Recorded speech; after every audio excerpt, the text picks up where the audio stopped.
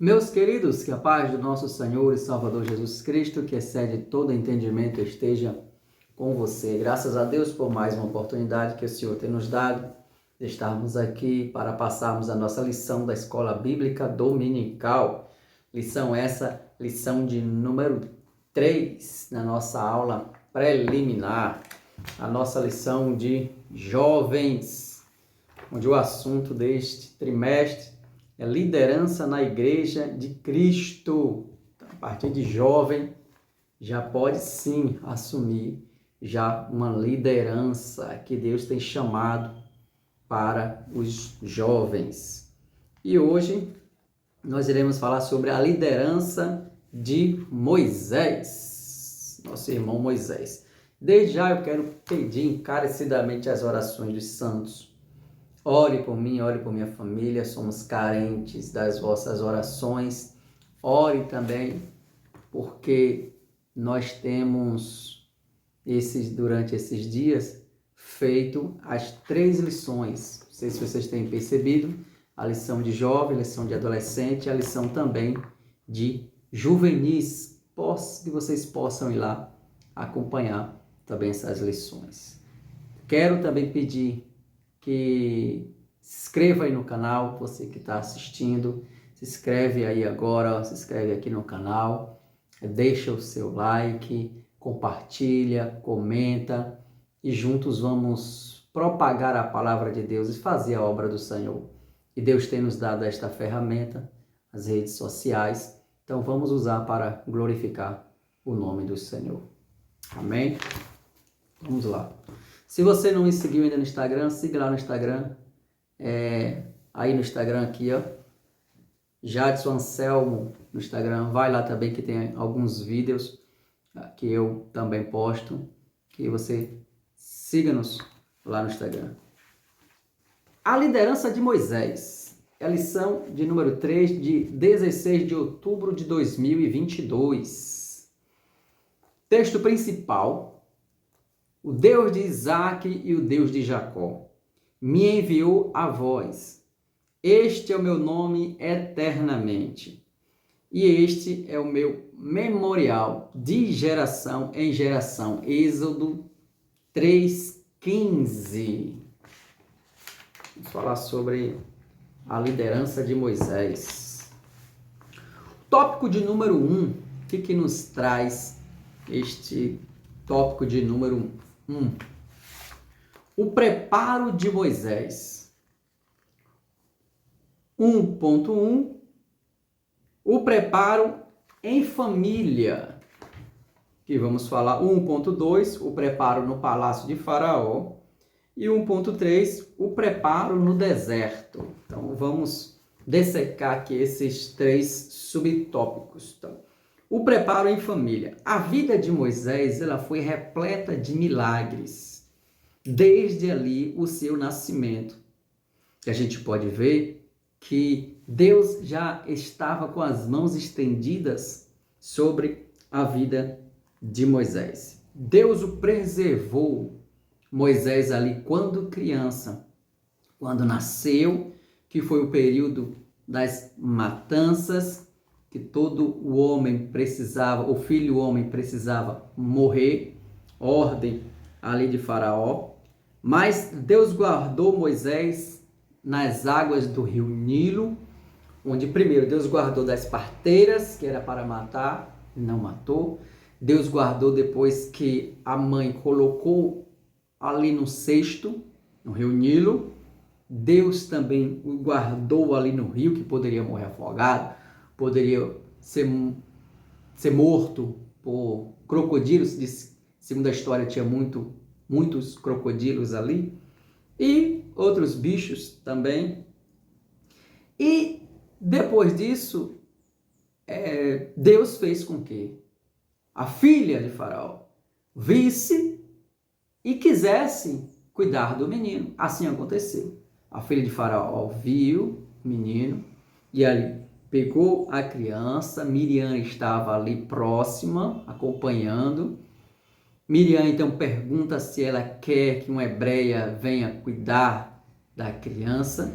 Ela então aceita e este milagre que é extraordinário, a criança tirada das águas, Moisés, agora passa a estar junto no colo da sua mãe biológica. Então, olha o contexto, olha como Deus ele fez ali na vida de Moisés. Moisés estava em sua casa, daqui a pouco precisou sair da sua casa, seja para não morrer. A sua mãe guardou Moisés em casa até um determinado período. Quando foi insustentável ela guardar em casa, que ele já estava crescendo, coloca no rio Nilo, aí Deus vai acompanhando, vai soprando Moisés. Coloca no rio Nilo, ele vai passando, daqui a pouco vai para os braços da princesa, e de repente ele volta para o braço da mãe. Então, é um verdadeiro milagre. E Deus faz isso, faz. E tem coisas que Deus faz que a gente não entende agora, o próprio Jesus disse isso. Tem coisas que eu faço que vocês não entenderão agora, mas depois vocês entenderão. E assim foi a vida de Moisés. Não sei se a mãe de Moisés, o pai de Moisés, o que pensavam, mas de certo que eles viram o milagre que Deus operou na vida de Moisés. A partir daí, a mãe de Moisés teve tempo o suficiente para ensinar o seu filho Moisés os princípios divinos. Quando Moisés volta agora, que a princesa pede para que a mãe biológica, que ela não sabia, cuide da criança, até desmamar, ou até um determinado tempo. Quando Moisés vai crescendo no seio da sua família, então os pais, eles ensinam a Moisés formar o seu caráter. Tanto formar o seu caráter, como ensina a formá-lo como um verdadeiro servo fiel ao Deus de Israel, Deus de Abraão, Deus de Isaac. Então, o Deus de Jacó. Então, a partir dali que os pais ensinam, tiveram essa oportunidade que Deus deu. Os pais mostraram os caminhos, os princípios, os preceitos divinos para Moisés. E ele cresce e que Deus já tinha um propósito na vida dele. Então, este crescimento na família de Moisés, este preparo na família é muito importante. Por isso que eu tenho que preparar os meus filhos. Eu preciso ensinar o português e a matemática, claro, mas eu preciso ensinar também os princípios divinos. Quem é Deus, quem é Jesus, o que foi que Jesus fez por nós. Isso não pode sair de minha responsabilidade. A responsabilidade é minha, de ensinar em casa. Então, vocês, jovens, eu acredito que se vocês não nasceram no Evangelho, mas vocês receberam esse ensinamento, que é fundamental esse ensinamento sobre os preceitos divinos, sobre a vida de Jesus, o que o Senhor Jesus ele fez por nós, o quanto ele pode fazer e o quanto ele ainda vai fazer. Então, eu acredito que vocês já sabem disso. E onde você estava e o que Jesus já fez por você. Então, você é um escolhido de Deus para manifestar a glória do Senhor na sua vida. Então, você é uma pessoa que a glória de Deus precisa ser manifestada em sua vida. Entenda isso. O outro ponto, subtópico 2, o preparo no palácio de Faraó. Moisés foi conduzido ao palácio por sua própria mãe, mas não sabemos certo quantos anos ele tinha. Mas a palavra de Deus diz apenas, sendo o menino já grande, Êxodo 2:10. Talvez Moisés fosse um adolescente. Então, Moisés agora, quando ele nasce, quando ele tem as suas primeiras idades, vai formando o seu caráter, vai formando a sua identidade religiosa, que ele vai conhecendo Deus Pai, Deus de Abraão, Isaac e Jacó. E a partir dali, ele agora volta para o palácio.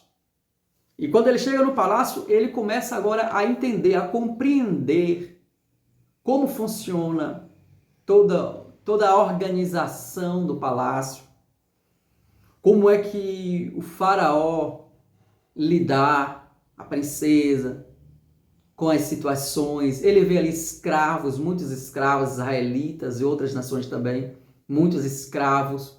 E ele começa a contemplar aquilo tudo. Aí aprende o português não, que na época não era o português, né? Aprende a língua daquela época, aprende a matemática, ele aprende de toda maneira, de tudo o que era intelectual, ele aprende ali na sua formação. Então, aí é interessante que nós notamos que em casa ele aprende a formar o seu caráter, formar a sua identidade religiosa, cristã é nós e Cristo, né? Mas a infidelidade a Deus. No palácio, ele compreende o mundo, o intelecto, a sabedoria humana que é necessário, que ele aprende ali no palácio. E tudo isso, Deus preparando Moisés. O tópico de subtópico 3, o preparo no deserto. Depois que Moisés estava ali no palácio, Moisés mata um homem e logo após ele foge. Quando ele foge, ele vai para o deserto. Quando chega no deserto, o treinamento de Moisés ocorre em 3 fases. A primeira é junto com sua família, foi o que eu já falei, onde recebeu as bases da sua fé. A segunda foi no palácio. E a terceira foi no deserto. Então, lá ali na região desértica de Midian, ele passou a viver como estrangeiro, longe das pessoas que amava e do conforto do palácio. Ou seja, as pessoas que ele amava e do conforto do palácio. Ele foi exposto a intensas provações ali no deserto. Caso você esteja sendo provado, não desanime. O Senhor tem algo especial para a sua vida. E no tempo certo você verá que tudo vai contribuir para aprimorar o seu caráter e fazer de você um grande líder. Agora Moisés vai para o deserto. Quando chega no deserto, que ele encontra sua esposa, que ele encontra ali seu sogro, mas ele passa por muitos percalços, problemas, dificuldades ali no deserto. É claro que ele acostumado a viver no palácio, saindo do palácio e ir para o deserto, não são coisas semelhantes. Ao contrário, são coisas totalmente antagônicas. Sai do palácio, numa vida de conforto, vai agora para o deserto. Mas Deus estava preparando ele ali no deserto. Os caminhos de Moisés, não sei se ele pensou que ele estava seguindo de sua própria vontade, mas Deus já estava ali, trabalhando no caráter daquele grande líder que haveria de ser Moisés. Então, esses 3 pontos aqui falam sobre o primeiro tópico, a formação de um líder, em casa, Moisés, no palácio, a formação de um líder, a gente pode falar hoje, em casa com um aprendizado do caráter, da fé, na rua, um aprendizado intelectual, e no deserto, que nós também passamos, que é nos momentos onde estamos nós e Deus. Estes 3 pontos fundamentais para formar o caráter, para formar um verdadeiro líder para trabalhar para o Senhor Jesus. O tópico de número 2 fala sobre o chamado de Moisés. Então, a natureza do chamado. Quem chamou Moisés para liderar o povo hebreu? Quem chamou? Foi o próprio Deus. Então, esse tópico de número 1, então, quem chamou foi Deus.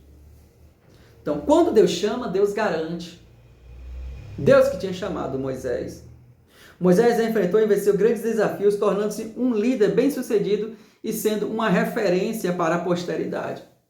Isso por quê? Porque Deus chamou, e se Deus chamou, Deus garante. E cabe-me o quê? É ficar na dispensação do Senhor, é ficar esperando o momento do Senhor. Então, o momento de Moisés sair da sua casa, o momento de Moisés sair do palácio e o momento de Deus falar com Moisés no deserto. Isso tudo teve um espaço de tempo. E nós precisamos entender esse espaço de tempo. Que as coisas não acontecem como nós queremos, mas é quando Deus quer, porque a glória é dele e para ele. Então, que você espere também esse chamado. E tenha certeza, Deus chamando, Deus garante. Assim como Deus fez com Moisés. Então, o chamado foi de Deus. O tópico de número 3, a importância do chamado. Moisés apresentou suas dúvidas, seus medos e suas limitações. Claro, quando Deus chamou Moisés que ele iria libertar o povo, ele mostrou logo, Senhor, eu não sei falar. Suas dúvidas, como estou, com quem é que eu vou falar que o Senhor é? Suas fraquezas, ele demonstrou, eu, Senhor. Mas Deus vai, sim, é você mesmo. E isso nos faz entender que nós somos altamente dependentes do Senhor. Somos limitados, carentes de Deus. E quando o Senhor Jesus ele fala assim, olha, eu sou a videira verdadeira e vós sois os ramos. Sem mim, nada podereis fazer.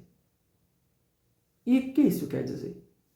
Uma videira, uma árvore, e tem os seus ramos, os seus galhos.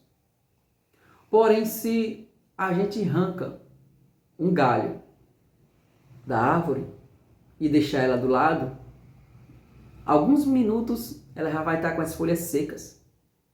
Algumas horas ela já vai estar ali morta, não nasce mais. Por quê?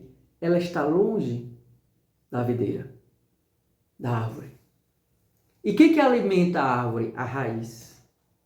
A raiz começa a pegar os nutrientes do solo, aí se transforma naquela seiva, a seiva que vai subindo pela árvore, vai subindo e vai alimentando todos os galhos. Vai alimentando ali os galhos onde eles permanecem firmes e fortes. Então, sem Cristo, nada poderemos fazer.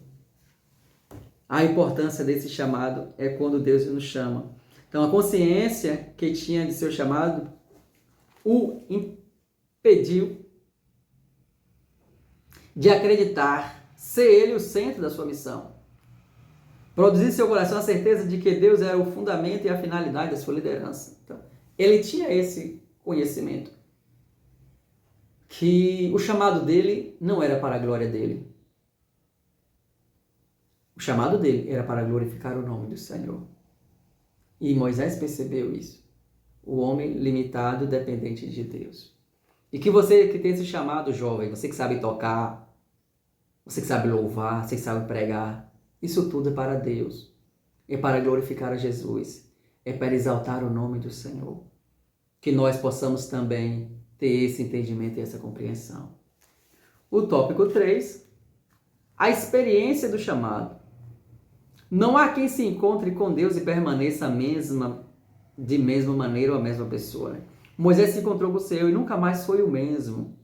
Essa experiência mudou o rumo da vida de Moisés e também poderá mudar a sua vida. Não podemos nos esquecer de que o Senhor não mudou, que continua chamando pessoas para a sua obra.